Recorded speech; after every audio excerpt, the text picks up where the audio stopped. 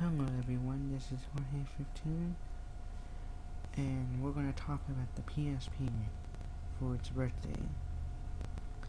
April was the time when everyone started to get the PSP, because when I went to GameStop in April,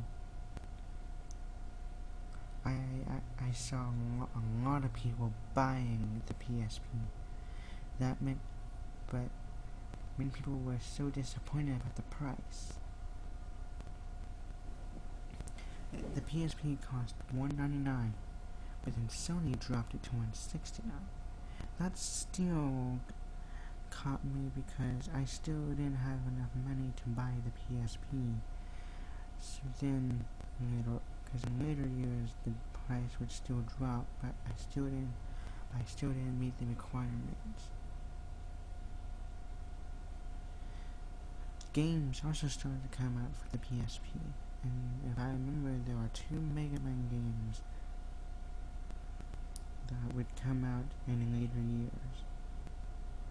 Like in 2007, I think, is when Mega Man first made his appearance.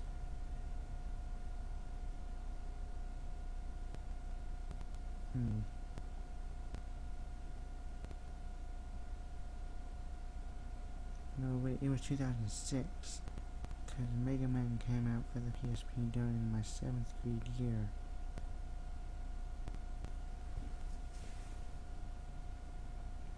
Let's see. I'm in 10th grade, which is my 2008-2009.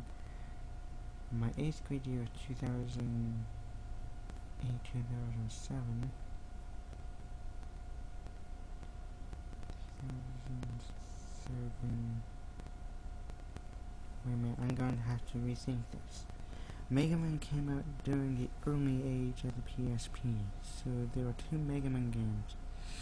This is the first games ever released. I don't know why they stopped releasing them. It would have been interesting to see Mega Man 2 on the PSP, but then when the PlayStation 3 came out, that's when they started to get system software updates, which were now in the 2 series, and then the 3 series for the games. And then later on, but I believe that the system software version 3 has the largest system software updates ever known. Like, for instance, now this is new for people. System software updates are very new and most people do not know how to get it. So then Sony created the website to where it gives you a step-by-step instruction on how to use the PSP system software update. It's still the same system, but with new features. And most people didn't know how to get internet on the PSP either, so Sony created steps for that.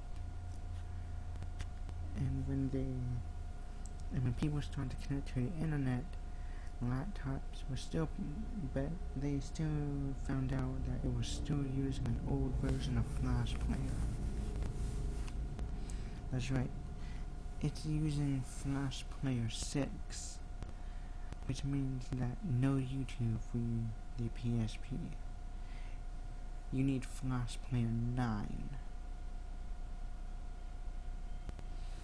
And Flash Player 9 will allow you to watch YouTube videos.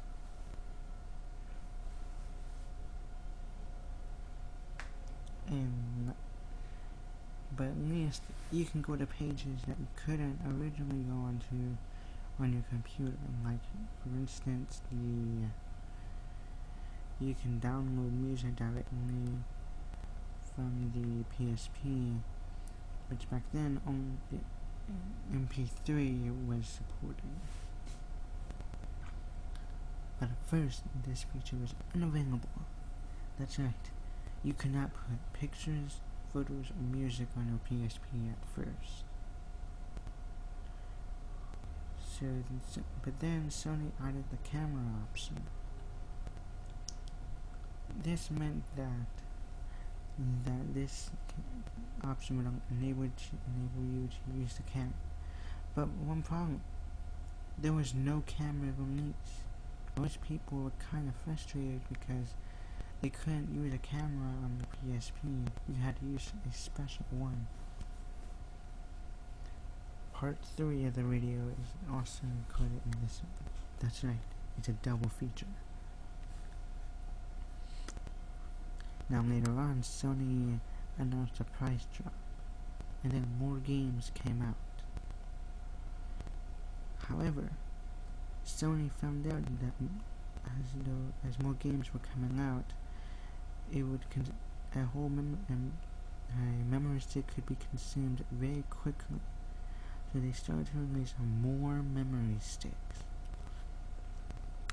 Like the highest I could think of is at least at least 100 megabytes, I believe, or 150 megabytes. Now, up to this point, there is no gig. Sony then created the 1 gig memory stick. The 1 gigabyte memory stick could hold could hold a lot of videos, even though the size is very small. Then they released a 2 gig, but then problems were occurring when it was first released, which I'm going to show you what I mean.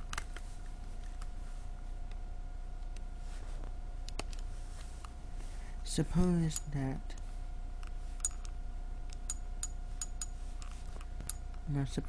this was system software, available system software, and you had a gigabyte memory stick. I have it inserted, but then nothing appears. Sony fixed this problem in a system software update that enabled the user who had a PSP to read 1 gig or higher. Now,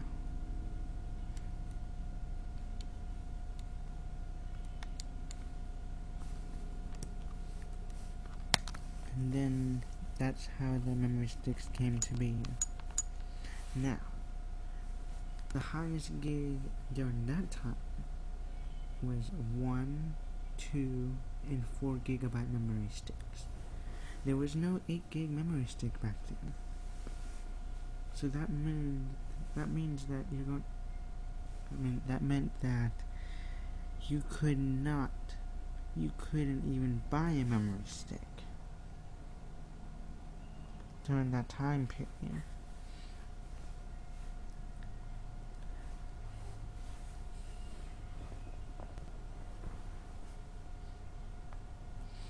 So, but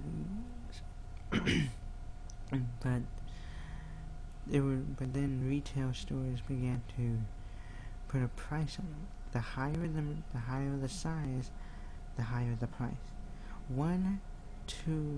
A 2 gig would cost $70 because it was high. But I managed to get mine for only $50. But then the 4 gig came out, which was at least $90 from what I've heard.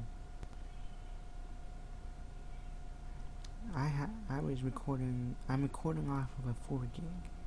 However, back then it was only certain third parties came out with their own memory sticks, but particularly SanDisk is the most popular one. Along with Sony and SanDisk, those are the only memory sticks that only exist. But they still have to have the Magic Gate license. But with this Magic Gate, it meant that there was more stability in the memory sticks. So the user didn't have to worry about it. Part 4, I'm going to explain to you about and this might be my last video, but I'm going to at least tell you some more about the PSP.